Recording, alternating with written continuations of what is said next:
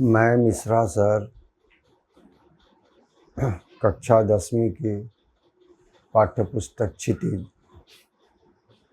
का पहला काव्य सूरदास के पद के बारे में चर्चा करने जा रहा हूँ। हालांकि इसमें 4 पद हैं, जिसमें 3 पदों की चर्चा मैं पहले कर चुका हूँ। आज इस चौथे पद की चर्चा करने जा रहा हूँ। आप बच्चों को बता दें कि इस चौथे पद में गोपियाँ अपने मन के गुस्से को निकाल रही हैं। अभी तक तो तीसरे पद में यही हुआ कि उद्धव जी ने अपने संदेश और उपदेश के माध्यम से गोपियों के मन को आहत करने का प्रयास किया। हालांकि उसके प्रत्युत्तर में गोपियों ने तरह तरह के उदाहरण पेश करके अपनी भावनाओं को समझाने का प्रयास किया है। लेकिन इस पद के माध्यम से गोपियाँ अपनी गुस्सा दिखलाने का प्रयास कर रही हैं, अपने गुस्सा जाहिर कर रही हैं, जिसके बारे में हम आगे चर्चा करने जा रहे हैं। सूरदास ने इस पद के माध्यम से क्या कहा है, बच्चे अब ध्यान से सुनेंगे। हरि है राजनीति पढ़ आए, हरि हैं राजनीति पढ़ आए। यानी कि जब उद्धव जी आते हैं और आकर के गोपियों से कहते हैं कि जिस कृष्ण का आप लोग बेसब्री से इंतज़ार कर रही थी, वो कृष्ण आए तो नहीं, बल्कि मेरे माध्यम से उन्होंने संदेश भिजवाया कि जा कर के गोपियों से कह दीजिए कि वे प्रेम का मार्ग छोड़ करके योग और वैराग्य का मार्ग अपना लें। यानी कि मेरा इंतज़ार करना छोड़ दें। यह सुन करके गोपियाँ आपस में, आप बच्चे ध्यान दें, ये जो पंक्ति है कि हरि हैं राजनीति पढ़ाए, ये बात गोपियाँ उद्धव जी से नहीं कह रही हैं, ये गोपियाँ आपस में बात कर रही हैं कि हरि हैं राजनीति पढ़ आए। गोपियाँ आपस में चर्चा कर रही हैं कि लगता है हरि मतलब कि कृष्ण ये बहुत ही राजनीति जान गए।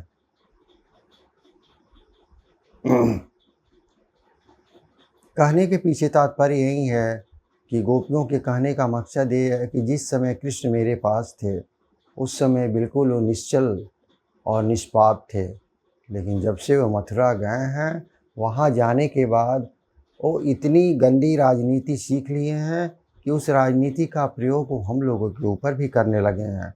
और यही तो कारण है कि वहाँ जाने के बाद उन्होंने संदेश भिजवा दिया कि हम लोग प्रेम का मार्ग छोड़ करके योग और वैराग्य का मार्ग अपना लें। लगता है ऐसा कि कृष्ण अब राजनीतिज्ञ बन गए हैं और वो भी राजनीति करने लगे हैं। और सबसे बड़ी बात है कि हम लोगों पर भी उस राजनीति का प्रभाव दिखाने लगे हैं। गोपियाँ आगे क्या कह रही हैं कि समुझी बात कहत मधुकर के समाचार सब पाए। समुझी बात कहत मधुकर के समाचार सब पाए। यहाँ मधुकर शब्द, मधुकर का अर्थ होता है भौरा, भ्रमर। मधुकर शब्द यहाँ गोपियाँ जो हैं वो व्यंग में उद्धव जी के लिए प्रयोग किए हैं। यानी कि मेरे विचार से जिस प्रकार भौरा जो है, भ्रमर जो है, हमेशा फूल पर मंडराते रहता है और गुनगुनाते रहता है, उसी तरह जब से उद्धव जी आए हैं, उस भौरे की तरह लगातार निरंतर गोपियों को उपदेश पर उपदेश देते जा रहे हैं। और सबका सारांश और आशय एक ही है कि आप कृष्ण को भूल जाएं। इसीलिए गोपियों ने उनको मधुकर की संज्ञा दी है कि आप जब से आए हैं भौरे की तरह गुनगुना रहे हैं। समुझी बात कहत मधुकर के समाचार सब पाए। यानी कि कहने पर, उनके योग साधना की बात कहने पर गोपियाँ उनसे कहती हैं कि कृष्ण आपने समाचार सब पाए। यानी कि कृष्ण आपके द्वारा जो संदेश भेजे थे, उस सारे संदेश को आप हम लोगों तक पहुंचा दिए। यानी हम लोगों ने उस संदेश को सुन लिया। आगे गोपियां क्या कह रही हैं? एक अति चतुर हुते पहले ही अब गुरु ग्रंथ पढ़ाए। गोपियां उद्धव जी को कह रही हैं, आप तो पहले से ही चतुर हैं। जब से आपसे हम लोग को भेंट है, जब से हम लोग आपको जानते हैं, आप शुरू से ही चतुर हैं, चालाक हैं, बुद्धिमान हैं। और ऊपर से गुरु ग्रंथ पढ़ाए। दूसरे उसके बाद क्या हुआ? एक तो आप पहले से ही चालाक और बुद्धिमान थे, ऊपर से कृष्ण आपके गुरु निकले और उन्होंने गुरु ग्रंथ पढ़ाए, यानी उन्होंने तरह तरह की राजनीति वाली बात आपके कान में भर करके उस संदेश को हम लोग के पास भिजवाया है। यानी कि एक करेला दूसरे चढ़ा नीम। आप तो पहले से ही चालाक थे। दूसरे आपके सखा जो कृष्ण, वो राजनीति पूर्ण बातें करके और राजनीति का संदेश डाल करके हम लोगों तक भिजवाए। यानी कि एक तो आप चालाक थे ही, और दूसरे कृष्ण के मिलने से और ज़्यादा ही आप चालाक हो गए। और आप दोनों मिल करके अपनी चालाकी और राजनीति का प्रयोग हम गोपियों पर कर रहे हैं, जो किसी भी दृष्टिकोण से उचित नहीं लग रहा है। आगे गोपियाँ क्या कह रही हैं? बच्चे ध्यान से सुनेंगे। बड़ी बुद्धि जानी जो उनकी, बड़ी बुद्धि जानी जो उनकी, जोग संदेश पठाए। बड़ी बुद्धि जानी जो उनकी, जोग संदेश पठाए। हम लोग उनकी बुद्धि के बारे में पहले से जानते हैं।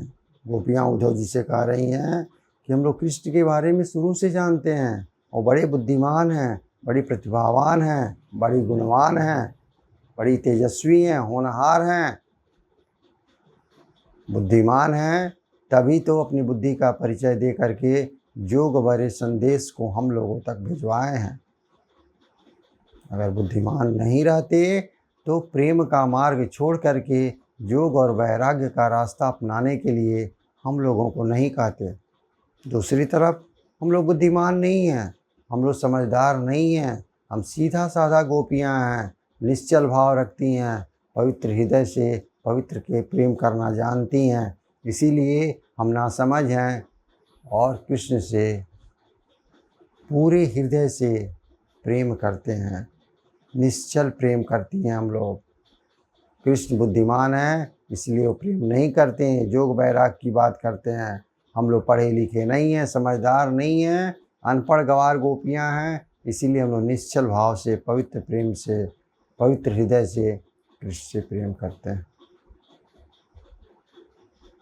आगे गोपियां क्या कह रही हैं? ऊधो भले लोग आगे के परहित डोलत धाय। ऊधो भले लोग आगे के परहित डोलत धाय, यानी हे उद्धव जी, इससे तो अच्छे पहले के लोग थे, यानी हमारे पूर्वज थे, पुराने ज़माने के लोग थे, परहित डोलत लाए। परहित डोलत का मतलब कि दूसरे के हित के लिए कार्य करते थे, दूसरे के दुख सुख में हाथ बटाते थे, दूसरे के दुख में उनके शरीर काम आते थे। यानी कि गोपियाँ व्यंग में कह रही हैं, उलाहना दे रही हैं उद्धव जी और कृष्ण जी को कि आप लोगों से तो ज़्यादा बेहतर पहले के लोग थे, जो कि दूसरों के दुख सुख में सहयोगी बना करते थे, दूसरे के दुख को समझा करते थे। लेकिन आप लोग तो सिर्फ अपने में ही मस्त हैं, अपने बारे में सोचते हैं, दूसरे के हृदय पर कितना आघात पहुंच रहा है इसके बारे में तनिक भी ख्याल आप लोगों को नहीं है। उठे और संदेश भिजवा दिए। भिजवाने के पहले कभी आपने सोचा ही नहीं कि जो कई सालों से हमसे प्रेम कर रहा है, उसके प्रेम पर कितना गहरा आघात पड़ेगा, उसके हृदय पर कितना बड़ा कुठाराघात होगा, इसके बारे में तो कभी आपने सोचा ही नहीं। इससे तो अच्छे पहले के लोग थे, जो कि अपने साथ साथ दूसरों की भी चिंता करते थे, दूसरों की भावनाओं की कद्र किया करते थे, दूसरे के दुख सुख में शरीक हुआ करते थे। आगे गोपियाँ क्या कह रही हैं? अब अपने मन फेर पाइए, चलत जुहूत चुराए। कह रही हैं कि उद्धव जी, आप जब से आए हैं यही संदेश सुना रहे हैं कि कृष्ण ने संदेश भेजा है कि प्रेम का मार्ग छोड़ करके आप योग और वैराग्य का मार्ग अपना लीजिए। ठीक है, हम लोग अपना लेंगे, लेकिन हम लोग के पास हृदय एक ही है, मन एक ही है, जो कि कृष्ण चुरा करके ले गए हैं। यानी कि हम लोगों ने अपने हृदय को कृष्ण को दान में दे दिया है। मेरा शरीर सिर्फ यहाँ है, हम लोग का मन और हृदय कृष्ण के साथ चला गया है। अब तो हमारे शरीर में कोई हृदय मन है ही नहीं जिसमें आपके योग और वैराग्य को धारण कर सकें। इसलिए उद्धव जी, जो मेरे हृदय को, मन को आपके कृष्ण चुरा करके ले गए हैं, पहले उनसे कहिए कि वो मेरा हृदय लौटा दें। मैंने जिस हृदय का दान किया था वो हृदय लौटा दें, उसके बाद फिर आप योग और वैराग्य की बात करेंगे।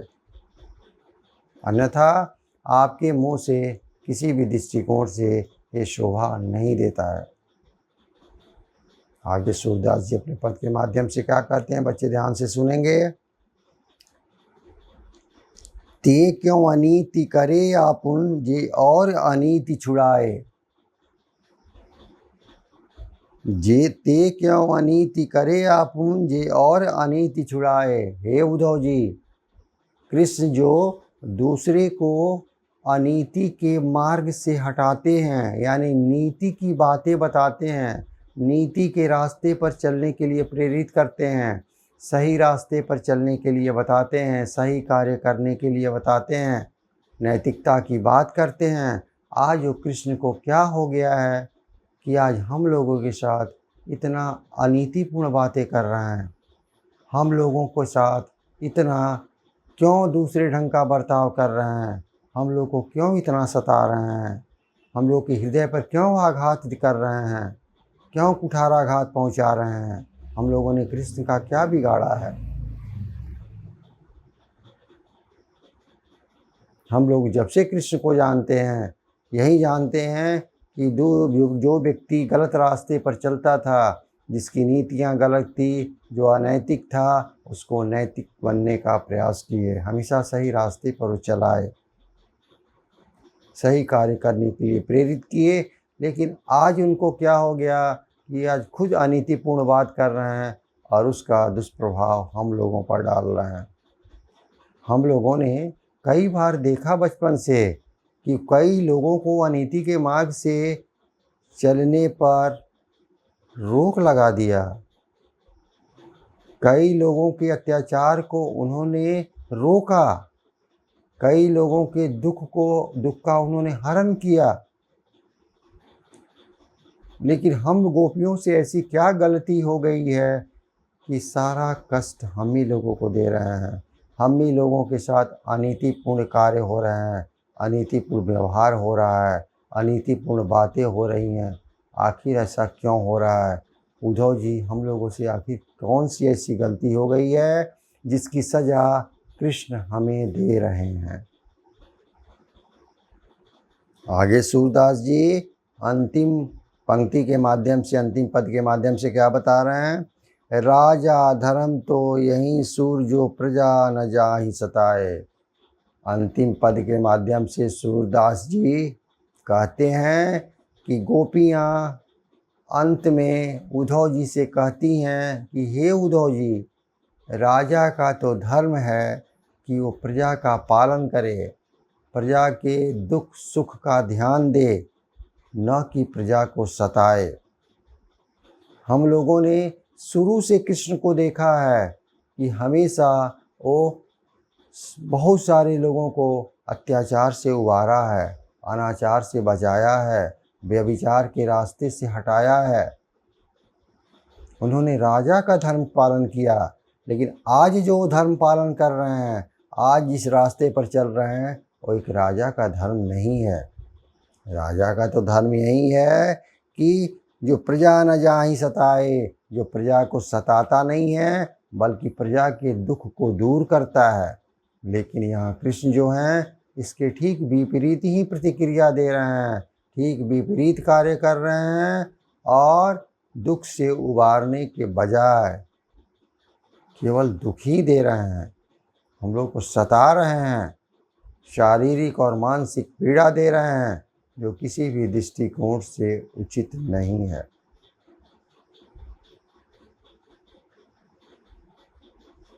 इसके पहले वाले पद में हमने बच्चों को बताया है कि जिस प्रकार रामचरितमानस में ये चौपाई इकाई है, जिया बिनु देह नदी बिनु वारी, जिया बिनु देह नदी बिनु वारी, वैसे ही नाथ पुरुष बिन नारी, वैसे ही नाथ पुरुष बिन नारी। यानी जिस प्रकार शरीर की कल्पना आत्मा के बिना नहीं हो सकता, नदी का अस्तित्व पानी के बिना विलीन हो जाता है। जिया बिनु देह नदी बिनु वारी, वैसे ही नाथ पुरुष बिन नारी। उसी तरह पुरुष के बिना नारी का अस्तित्व नहीं रहता। यहाँ श्लेष अलंकार है बच्चे, देखेंगे पुरुष बिन नारी, यहाँ दो बातें आ रही हैं। वैसे ही नाथ पुरुष बिनु नारी, थोड़ा सा श्लेष अलंकार है, थोड़ा सा ना भी हो सकता है, लेकिन इसका अर्थ दो निकलता है। वैसे ही नाथ पुरुष बिनु नारी, यानी कि पुरुष और नारी दोनों की महत्ता बताई गई है और दोनों एक दूसरे के बिना नहीं रह सकते हैं। हालांकि ये बात सीता जी ने कहा है, लेकिन मेरे हिसाब से इसका भाव यही है कि दोनों एक दूसरे के पूरक हैं और है भी। वैसे ही नाथ पुरुष बिनु नारी, यानी पुरुष बिनु नारी, बिना नारी के बिना पुरुष नहीं रह सकता है और सदैव अधूरा होता है।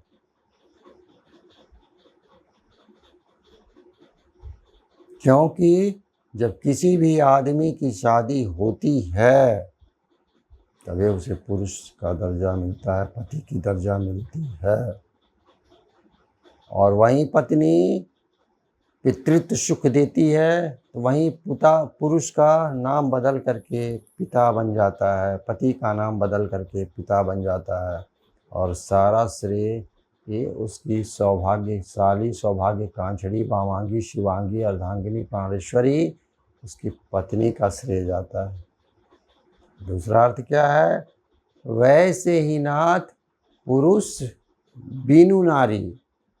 पहले कहा था कि नारी के बिना पुरुष भी नहीं रह सकता है, पुरुष बिनु नारी। अब क्या है? पुरुष बिनु नारी। पहले पुरुष को अलग करना है, बिनु नारी को अलग। दो शब्द, पुरुष बिनु नारी, बिना नारी के बिना पुरुष का अस्तित्व नहीं रहता है। दूसरा क्या है? पुरुष को सिर्फ अलग रखना है, बिनु नारी एक साथ, पुरुष बिनु नारी। दूसरे में क्या है? पुरुष बिनु को एक साथ रखना है, नारी को अलग, पुरुष बिनु नारी। यानी नारी का अस्तित्व भी, नारी की कल्पना भी, नारी का जीवन भी पुरुष के बिना पूर्ण नहीं होता है। न मातृत्व सुख को पा सकती है और न सामाजिक प्रतिष्ठा मिल सकती है। उसी तरह गोपियाँ उद्धव जी से कहती हैं, पहले भी पद में कह चुकी हैं, हम लोगों ने सारी सामाजिक मर्यादा प्रतिष्ठा समाप्त कर चुके हैं, अब हम लोग के पास कुछ नहीं है। जो दिल हृदय मन था सब आप चुरा करके ले गए, फिर अनीतिपूर्ण बात क्यों कर रहे हैं? राजा का काम तो है प्रजा के दुख का ख्याल रखना, आप बेवजह हम लोग को क्यों सता रहे हैं? कहने का तात्पर्य ये है कि इस पद के माध्यम से गोपियाँ जो उद्धव जी से कह रही हैं, इसमें सूरदास जी यही कहना चाह रहे हैं कि प्रेम की यहाँ महत्ता दर्शाई गई है। पूरे पद में ही प्रेम की महत्ता दर्शाई गई है। और जब कोई व्यक्ति किसी से निश्चल प्रेम करता है और उस पर जब हृदय पर कुठाराघात होता है, उसके ठीक विपरीत प्रतिक्रिया होती है, तो मनुष्य तिलमिला जाता है और वैसी स्थिति में उसके मुंह से कटु वचन निकलने शुरू हो जाते हैं, जो कि काम गोपियाँ कर रही हैं। इसीलिए आप बच्चों से मेरी गुजारिश है, अपील है, आप बड़े हो गए हैं, 10th क्लास में चले गए हैं, उम्र के इस पड़ाव पर आ गए हैं कि आप अच्छे बुरे का अंतर समझ सकते हैं, प्रेम की सही परिभाषा समझ सकते हैं।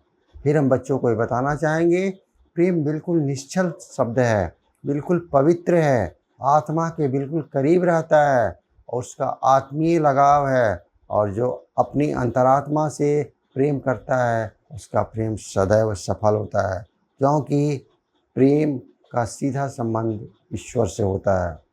कबीर दास ने भी प्रेम की अनेकों तरह के अनेकों दोहों के माध्यम से समझाने का प्रयास किया है कि प्रेम न खेती उपजो, प्रेम न हाटि बिकाए, राजा प्रजा जे मिले मेली बाँट के खाए।